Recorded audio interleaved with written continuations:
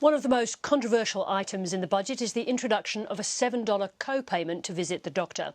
The government says the fee will bankroll a multi-billion-dollar medical research fund that'll benefit all Australians. But critics see it as the end of bulk billing, a centrepiece of Medicare, which will hit low-income earners the hardest. Tracey Bowden has been looking at how the new co-payment will work.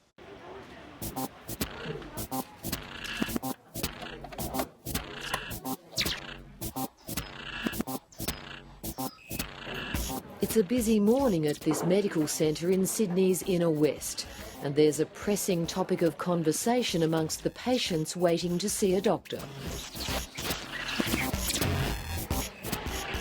Bulk billing, it means that we can access quality healthcare, which is a fundamental right, basically. It's not a privilege, it's a right. So I think that right is being taken away, and it's wrong. It'd definitely be difficult and shocking.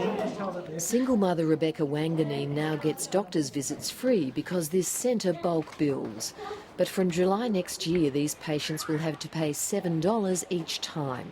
They'll also pay $7 for pathology, and PBS medicines will cost $5 extra. I just think it's ridiculous. Because, what if you really need to go to the doctors and then you pay for that, and then you got to pay for the medication, and it's gonna be tough on some families. Each time I come, maybe 10 times a year, $7 a visit or more. So, and the same as I understand, it's pathology as well. So, it will blow out of proportion my medical bills. So yeah, it will affect a lot of people. While concessional patients and children under 16 will only make the co-payment for their first 10 services each year, public health analysts say that under the new scheme, low-income earners will be hit hardest.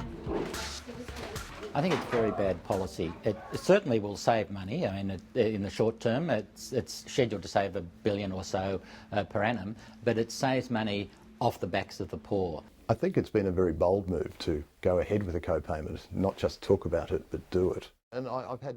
A former health advisor to Tony Abbott, Terry Barnes designed an earlier co-payment model and supports the government's plan. What's important, though, is that any co-payment is fair, modest and reasonable. Now, I think at $7 the government's got that right, and the other important thing is that there is a threshold, a safety net. $7 to someone like you or me, who cares?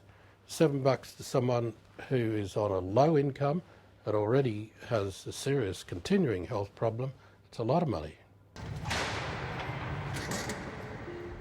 One worry is that to avoid the fee, patients will head to the local hospital. So we're very concerned that we'll have a flow-on effect, not only in seeing more patients turning up for GP-type problems, but also not managing chronic problems, which is even more of a concern.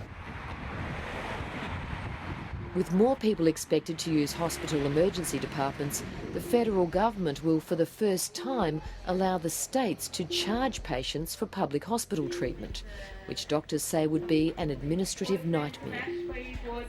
Basing it on triage categories is flawed. Trying to ask people to pay their whatever the co-payment is up front would also be flawed and very difficult to manage. And doing it retrospectively once the actual diagnosis has been made and then somebody deciding whether this was a GP type problem, again, is the bureaucracy involved in any sort of system like that would be impossible to implement and manage.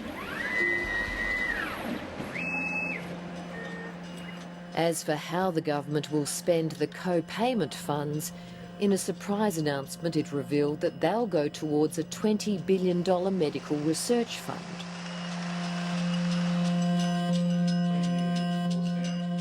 This is a political game to try and win some support from some sections of the health community.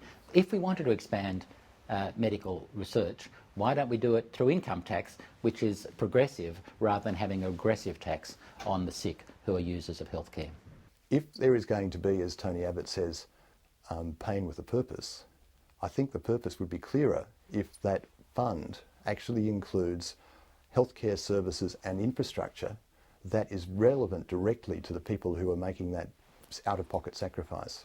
Medical research is good, but that's not necessarily something that is clearly tangible and understandable to your average member of the public. Back at the medical practice, co-owner Dr Wadi Latif says patients may end up paying even more than the government's $7. It is very likely that the GPs in not very long time, they will increase the gap or the co-payment amount to match their cost of running the practice. It is not unlikely that it could double more in a year or so. So is this the beginning of the end of a universal healthcare system in Australia?